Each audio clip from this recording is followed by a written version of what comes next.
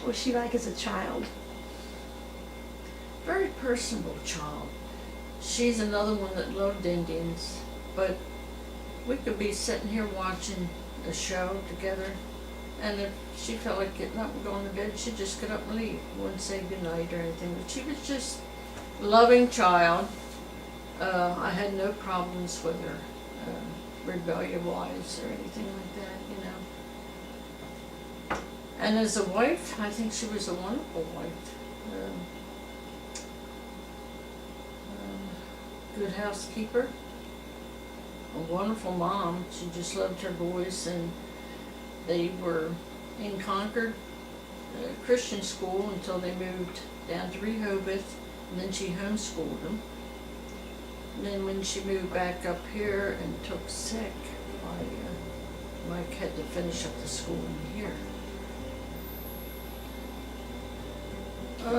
We heard about her illness in '96. She come down with a terrible sore throat and jobs and all that kind of stuff that goes with it. And they found out that she had leukemia. Let's see. She suffered with that, loss of hair and all that, but it came back in real curly and beautiful. But she, in February the following year, she had a bone marrow transplant, which was not complete, but she suffered with that, and I'm not quite sure when I realized that she wasn't going to get well in August. Maybe it was the end of July. I went to visit her in the hospital, and she was, you know, she knew we were there, and that was it. And Tuesday evening of August the 7th, yeah. So she passed away August the 8th, 1990.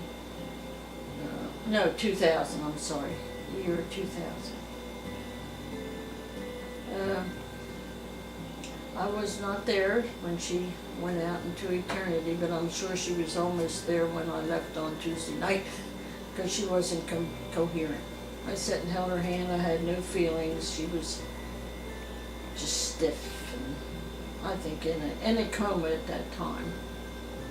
The reality of it was hard to handle.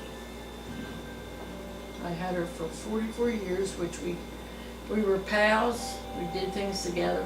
Called me up, Mom, I'm going to go here. Would you like to go? And we did so many things together, because she didn't work. She was a home mom. Took care of her boys. And so. The Lord was my comfort. There's no other person to go to. Nobody. I mean, you had your husband, but he wasn't, I think that's before he started to get sick. And, he wasn't really not knowing what was going on anyway. I don't visit her grave because there is none. I guess possibly the most difficult times, we used to get together for Thanksgiving, the whole family, and Christmas, you know, you miss those kind of things at that time.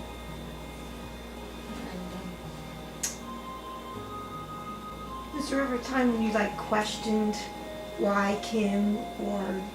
No, that's one thing I never said, Lord, why did she have to go? Because she served the Lord for 5 years with light ministry. And she loved the Lord, and she knew the Lord, and she was ready to. Mike asked her one night, "You ready to go home, or you want to go home?" And she said, "I'm ready to go home." So she knew the Lord. But there was, like I say, no grave to visit. She was cremated, which about killed me. And her ashes were strewn over Indian River in Delaware. That's where.